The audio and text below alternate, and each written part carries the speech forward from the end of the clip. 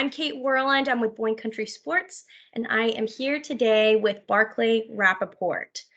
She's going to share her wisdom, and she is going to teach us how to walk into a ski shop like a boss.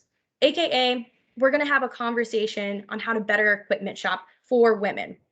Before we get started, I wanted to share a little bit about Barclay and what a rock star she is. Outside of her days in the e-commerce world with MDV, she is a coach at her home hill in Mad River Glen. She's a wife to a ski patroller and a mother of two twin boys. Always smiling, Barclay fully believes that a day outside is better than a day inside. So, Barclay paid us a visit here in good old Michigan just about, 2 weeks ago, something like that. Yeah, just about. Yeah, and she had this killer presentation, and I thought it would be a good idea to turn this into a video platform so you can share it, or if you weren't able to make it, you can go online and check this video out. So let's dive in. Barclay, can you tell us a little bit about how you got into skiing and what really gets you amped up about the sport? Yeah, for sure. So I was lucky. I was born into a skiing family. I grew up in central upstate New York, home of the very small hills. But my mother is, well, she's 86. She's been skiing for 84 years. She taught my father how to ski. They were both ski instructors. My mom was a ski instructor, and then they were both ski patrollers. And my father actually ended up ski patrolling for 50 years. Yeah. Not bad for a kid from Florida, but so it was sort of just it was always part of our lives. And then when I was in high school, my parents sort of said, well, that's it, we're not buying you ski passes anymore. So I went and got a job teaching skiing at the same place where my brother and sister had done so. So we all got pushed out of the nest and had to go make our own way. That actually led me to going to college for the ski industry. So I went to a program at UMaine Farmington that was specifically geared towards the ski industry. So I got a certificate in addition to my regular business degree. I got a certificate in coaching, teaching, and ski industry management. So it was a really cool opportunity. And I always laugh because I think I'm one of the few people that actually does my major from school as my career. That doesn't happen um, often anymore, I doesn't feel. happen often. It's I do laugh though because my initial foray into college was to be a veterinarian, and I quit ski racing for horses. So you can see how that worked out for me. That's funny. How Yeah. So how long have you been coaching for? gosh, I mean, if you start the fact that I started coaching when I was 16, um, that's way longer than I want to count. So it's not quite 40 years. Let's call it that. Okay, So, and sounds. I've been with Marker Double Vocal for 27 years. What was your first job with Marker DeBello Vocal? Um, Actually, it wasn't far off from what I was doing. We are a pretty small family oriented company, and we do a lot of promotion from within. So I've always worked on the sales support side, which is promotions and marketing. Mhm. It's a really cool department to work in because we get to do all the fun stuff out on the snow. So, in a given year, I might go to Jackson Hole for a women's camp that we're sponsoring, where I would give a similar talk to this. I might be standing at the World Cup at Killington, slinging burgers off the back of our truck for our tailgate party. I might be visiting shops like you saw a couple weeks ago. I might be skiing with ski instructors. Next week, I'll be out at A Basin and I'll ski with our PSIA demo team members for a couple hours. So all that fun stuff. And I've had that job in all its iterations, and then eventually moved it into running our e-commerce department. So Nice. Nice. Isn't it crazy to think that ski season is like already here for certain resorts and places? I was actually just trying to find my pass for A Basin for next week and realizing it hadn't arrived.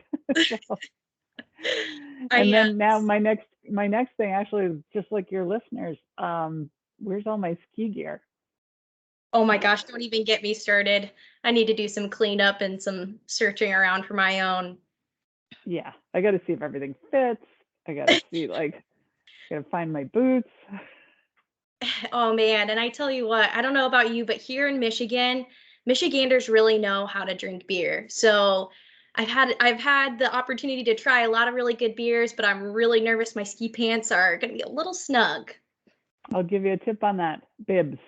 Bibs, I had Bibs my are way more forgiving. noted. All you listeners, bibs. All right. Well, let's dive into a couple of our questions for the topic of the day. First things first, I wanted to lean into you had mentioned an approach in our in-store event, and I thought it was killer. So the approach essentially was what you should ask yourself, or as a salesperson, what you should ask your customer when someone comes in to shop for ski equipment. Yeah, for sure. I watch a lot of people walk into ski shops, and usually the first question that they get asked, and I hate this question, as you heard, is what kind of skier are you? Now, if you want to see a blank look come over someone's face, go, what kind of skier are you? That's, everyone goes, well, I don't know. And I'm going to make a lot of generalizations, which I'm sure will piss some people off, but like generally women will be like, I'm okay. I've even been guilty of that. I'm a pretty damn good skier. 9 times out of 10, I could probably ski as well as the person asking me that question, but I'm going to probably say, I'm pretty good. I get around. So I always ask people to take a little inventory of what kind of skier they feel like they are. Where they like to ski is a good indicator of that. So, what ski area is your favorite ski area? And a lot of times I also recommend people shop near where they ski so that the person in the shop has a good understanding. So if I say I like to ski at Boyne Mountain and I like to ski on that race trail to the left of the six pack, then they know what I'm talking about. And then I always ask people, who do you usually ski with? Are you usually skiing with a group of friends and you're the first one down the hill? Or you're the last one down the hill because you like to watch everybody else ski? You're the last one down the hill because you like to ski slower? What kind of conditions send you to the bar? Is it when it gets all scrapey making snow at the end of a day? Are you like, I'm out, I'm in the bar, I'm down at that, like there's cool fire pits down by Boyne Lodge? Or are you like, oh, I got this. This is I love when I can grip on ice really well. Do you avoid moguls? Do you seek them out? Do you avoid trees? Like, not, of course, you're going to avoid trees. I don't want anyone to run into them. But like, if you have the choice between a groomed slope and an ungroomed slope, which do you like to lean towards? So all of those are questions that help people understand what kind of skier they are and what kind of skier they aspire to be.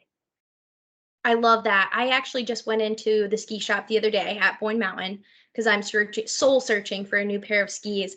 And I asked myself, I'm like, okay, who do I want to be while I'm out there this year? Like, am I going to be the same old Kate or am I going to strive to be somebody new? So, the shout out to Kevin. Kevin at Boyne Country Sports, he helped me out. He was wonderful. I got a little bit of help with some others too. So I think this year I think I'm gonna rock a pair of vocals, but we'll see. I'm striving to be.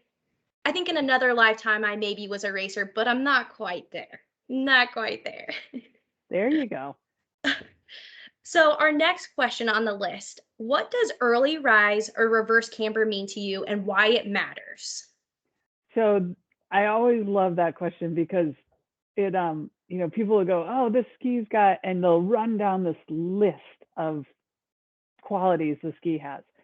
What I want to know as a skier, or what I want to tell somebody when they're buying a ski, is what that means to them.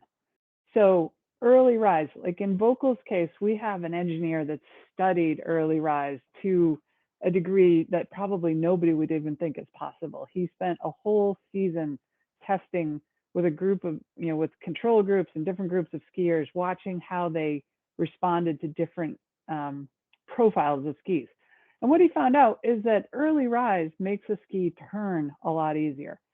It's essentially putting power steering into the front of the ski. So if you've ever driven an old car, older than you are, like with no power steering, or like a lawnmower with like an old lawnmower with a steering wheel, not with handles, or a motorboat with an outboard engine, all of that is not power steering, and that's the effort it takes to turn. So if you make that analogy and think, okay, Early rise makes it easier to turn, especially at slower speeds. So I personally, I don't like to work very hard, at least when I'm skiing. I'll work very hard at my job all day long, but when I'm skiing, I just want it to be just like that, just skiing. Mm, So, everything that Vocal does and most ski companies do is to make it more enjoyable for the skier. So early rise helps that means the tip of the ski comes off the snow a little bit more than say a race ski would. And it helps you dive into the turn a little bit more easily. And then, reverse camber, the rocker, you hear all sorts of different things. Essentially, to turn a ski, you do two things. I actually had a really good friend who English was his fourth language, and we taught skiing together. And he said to me one day, he said, skiing is these edges and these edges. And I was like, wow, that is so simple. And he's so right. So it's whatever it takes to get from edge to edge. So to turn a ski, you need to get it up on edge and you need to pressure it. When you pressure it, that puts it into reverse camber. So a ski that's already got reverse camber is great when you're in like soft conditions and you don't have something to push against. Think about like walking in sand barefoot versus walking in sand with a really stiff soled shoe on. With mhm. a shoe, you can push it away, but barefoot, your foot sort of sinks into the sand. That's the same thing in a powder ski that might be reverse cambered because you're not going to have as much to push against. They take some of that camber out and make it a little easier for you to get that ski all the way up on edge and get engagement of the entire edge, tip to tail of the ski. Yeah. Hopefully that wasn't too confusing. Oh my gosh, I remember my first pair of skis when I first moved up to Michigan. Holy cow. I was so excited because I'm like, oh, sweet, I'm a skier now. I'm going to rip it out on the slopes every day. Holy cow. I would come home so beat because I had no idea that these skis are not at all what I should be riding on. They were here in Michigan, I would say we have very minimal powder days. Um, and these skis were like wide and heavy and so hard to turn. And so it was like a beating every day. I'd be so wore out. And I'm like, okay, we'll try again tomorrow. But really, it was the ski the whole time. Right. And it's hard to stay in love with something that beats you up like that every day. Right. We talked about this when I was out there, but like the whole point of skiing is to get out there and enjoy it and to do it for yourself. So if you're not having a good time, I think you wanted to talk about how ski boots should fit. And Yeah. I always laugh, like one of the questions I always ask somebody, like who, especially women, because unless they're lying, this is everybody, but who among us does not have a pair of shoes in our closet that we spent too much money on to wear to a special occasion and then we regretted it the entire occasion? We spent the whole time at that wedding or graduation or ceremony standing and wishing we were anywhere but wearing those shoes. Oh, yeah. Wishing, is it okay to go barefoot right now? Will anybody notice? I mean, that's the benefit of living in Vermont Yes. because nobody notices. Um, but we all have that, like, oh, this is what the shoe should look like. Or, yeah, I should have a little bit of pain. And women in particular, I mean, heck, we give birth to children. That hurts. We're used to pain. Like, that's not a big deal. But if you're sitting on a chairlift and all you're thinking about is that your feet hurt, you're not looking at the beautiful view or thinking about how you're going to have fun on this next run, then you're really taking away from your day. You've spent a lot of time and money to get to that chairlift. So you really want to enjoy your day. So the way a ski boot should fit is sort of like a firm handshake, but not with any points that are pushing into you. So I always recommend for women or for anybody, when you're going to get new ski boots, do a couple things. Find a good boot fitter. You're super lucky if you're around Boyne because all the Boyne shops have really well trained boot fitters, I've found. Listen to that boot fitter and don't get hung up on the numbers. I see people walk into shops with, a preset notion, like I'm a women's size 10 shoe, so therefore I need a women's size 10 ski boot. Not really.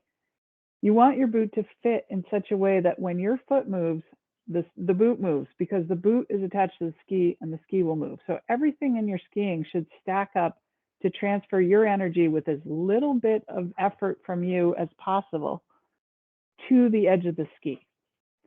So like a loose fitting ski boot, if you picture it like, here's my ski boot, my foot inside it. So my foot turns, then my ski boot turns, then my ski turns, instead of one unit turning together, which is what you want.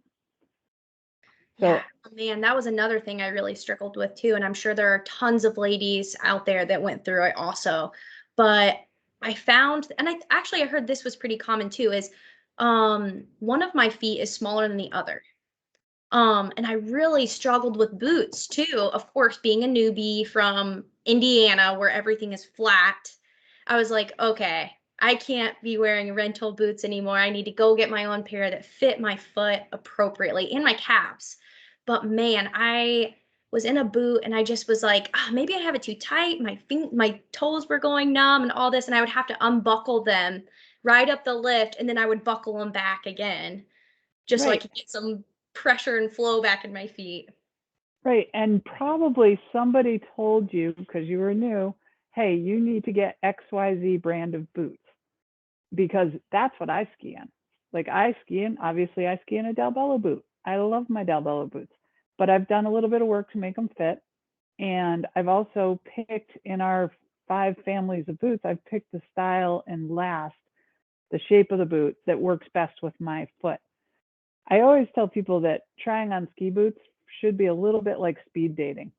You should try it on, and if you're instantly turned off, like, ow, that hurts, or it's not the same shape of my foot, then throw it out, move on to the next one. When you find 2 or 3 that you think you might want to date, then spend a little more time in them. When you find the one you want to marry, that's when you really get invested in the boot. But Yeah. you really want to move through them, and instantly if you put it on and you go, ow, then that's maybe not the boot for you. Right. So Right. that's why there's lots of different ski boots out there. Most ski boot companies, including Bello, make all sorts of heat moldable products, from the liners to the actual shells of the boots, which is great, but always starting from a point where the boot fits closest to you to start with is makes the rest of the work easier. Yeah. So, and plan on spending some time. I the night after I saw you and I was over at the Novi store, um a woman came in and I think she was there for 2 hours getting her boots fit, and it was great. And she walked out of there with a pair of Bellos, but she tried on several different brands, and it was really finding what worked best for her and that she could spend some time in. Because additionally, your feet are different sizes at different times of the day. Hmm. Towards the end of the day, they tend to be bigger. So if you night ski or if you're skiing in the afternoons, your boot, that's when you should fit your boot. Get one that fits your most common time of skiing. So there Yeah. will be changes throughout the season, but that's the other reason to shop locally, so you have a good boot fitter nearby when you do have an issue. And I think you also made a good point, just kind of going off of that earlier on in the conversation, is just because one person has a pair of boots or even a pair of skis or something like that, or a particular brand, that doesn't necessarily mean it's going to be good for you. And it's Correct. good to shop around and, like you said, spend some time, talk with an experienced team member and things like that. Exactly. So kind of leaning into that a little bit deeper, is women's equipment always right for women? Or have there been instances where maybe a male ski or a male boot is maybe a better fit? Absolutely. There are times like that. I always say, pick the equipment that works best for you. So women's equipment, in general, again, generalizations, is made for the average woman. So myself, I'm 5'10", a really strong skier, and I ski a Vocal women's ski, a Delbello women's boot, and you know those items work great for me. But I'm using our stiffest women's boot and our stiffest ski. But I also could ski on the men's versions of those products. Race boots tend to be unisex, and I also have a pair of race boots that I use. So it's really what works best for you, and that might be a women's ski. I see a lot of women too that shy away from women's equipment because they think, oh, it's not made this with the same character or quality as the men's equipment. Well, the cool thing about Vocal is that our World Cup skis, like the skis you're going to see this weekend in Solden, those are made by a woman. That's who designs our like highest end World Cup race skis. We have two engineers, one's male, one's female. So a lot of the engineering comes from the same place. But the women's skis, women's specific skis, are sometimes tailored to a lighter weight skier or a skier that's not skiing as fast when you get down into your intermediate and entry level skis. So it's really picking the equipment that's tailored best for you. Good deal. I think this is also I'm really interested to hear what you have to say to this question. How can you maximize your lift ticket dollars and enjoy the entire day of skiing? Tell us. So, a couple ways. One, if you're a mom or if you're responsible for getting anybody else to the snow besides yourself, then pre-planning and doing some dry runs before you leave for the hill. We've come to the part in our house where everybody's responsible for their own gear, but when our kids were small, it was mom was responsible for it. And the funniest start of the season was we had a freak early storm one like late October, and we all were like, let's go skiing. And I went to throw everything in the car, and I realized I was the only one that didn't have skis. So luckily I found something I could use, but it was pretty funny at the time. So just pre-planning there. But then, so you want to arrive at the hill not stressed out, so making sure that all your stuff is in the car and ready to go. And when you get to the hill, taking some time to set a couple parameters. If you're skiing with a group, or if you're skiing even with your own children, hey, if we get separated, let's meet here. We'll always meet at the bottom of the lift we just rode up. That's a good indicator, because I know that like Boyne Mountain is probably where I've skied the most in Michigan, and it's so spread out that you could wind up on the other side of the resort from whoever you're skiing with quite easily. Yeah. So, little parameters like that. But when it comes to the rest of the day, have good fitting equipment. Your boots should be well fitting. You should have spent a little bit of time in them before you get to the hill, maybe watching TV, walking around the house. You shouldn't need to spend a whole lot of time. With today's materials break in rather quickly, and with all the heat moldability and everything, pretty much right out of the box you have a good fit. But if your boots are fitting well and your skis are sharp and tuned and ready to go, at least in the case in New England, we always want to make sure our skis are sharp because we get some firm surfaces. Then you're really spending a good day. I know this, I think I told the story of my dad used to sneak us out to Killington when I was a kid, and it was like a 4-hour drive and each way. And we would get there and we would stick sandwiches in our pockets, and we would ski the K1 chairlift, which was so long and it was so cold that you get a blanket. And so you'd ride up the lift, and like by the end of the day, we're always like, oh, Dad, okay, we've had enough. Can we go? And he'd be like, no, we're only down to $3 a run. We need to drop that lower. And that got me thinking, because now there's high-speed lifts, and lift tickets are a lot more expensive than they were in 1975 in Killington. For $100+ lift ticket, you don't want to get on the lift and think, oh my God, my feet hurt so much, and spend the rest of the day inside, or spend the rest of the day dealing with, pain or discomfort or broken equipment. So that's how you maximize your lift ticket, is that. And then this is away from the equipment thing, but take the pressure off yourself to keep up. I always, when I was a ski instructor, I was always telling people, it doesn't matter. Everybody's going to get to the bottom of the hill. So if you're faster, you might have to wait. If you're slower, people might have to wait for you. That's fine. It's just skiing. It's supposed to be fun. Yeah, So, absolutely. Oh man. And I think you had mentioned something in our in-person event. You had said something, and I think it was related to your experience at the ski shop, but like treat it like a spa day. I mean, it's you're there for you. yeah.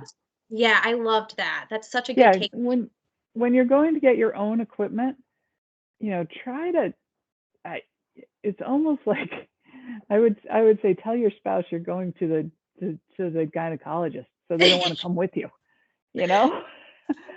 That To be anything you do to make them not want to come with you, because then the salesperson can focus on you. You can listen to the salesperson. You're not, if you have your kids with you, I, even at my kids are 14 now, and even at 14, I'm still keeping an eye on them to make sure they're not being an idiot in the store. Um, and they're good kids, but you want to be able to devote all your attention to the person that's trying to help you, and that's makes it easier for everybody. For sure, for sure. And you can, yeah, just focus on you, focus on your time with that person and not have, sometimes having more opinions is backtracking a little bit. Right, not quite as helpful. Right. So, as a coach and an advocate for supporting and elevating women in the ski industry, what is a little bit of advice you give to anybody who is an outdoors woman or wants to be an outdoors woman? It's always worth a try. That's what it's super easy to have the instinctual no the first time that somebody says, "Hey, do you want to ski this trail?" There's a trail well, it's not really a trail. There's a thing at Mad River called the 20th hole that's off it's off premises. It's really tricky. It's in the woods. It's really steep. It's legendary. And Ooh. the first time somebody said, "Hey, you want to go ski that?" Part of my brain was like, "Oh hell no, I'm going to die if I go in there." And the other part of me was like, I knew I could ski it. And I was like, "Yeah, I want to go." And sometimes when you say, "Yeah, I want to do it," you stumble. Sometimes it's a disaster, but sometimes you stumble into something really cool. That's actually kind of how I got my job with Vocal. Is I was doing something that I had begrudgingly said I would do, and it turned into an opportunity.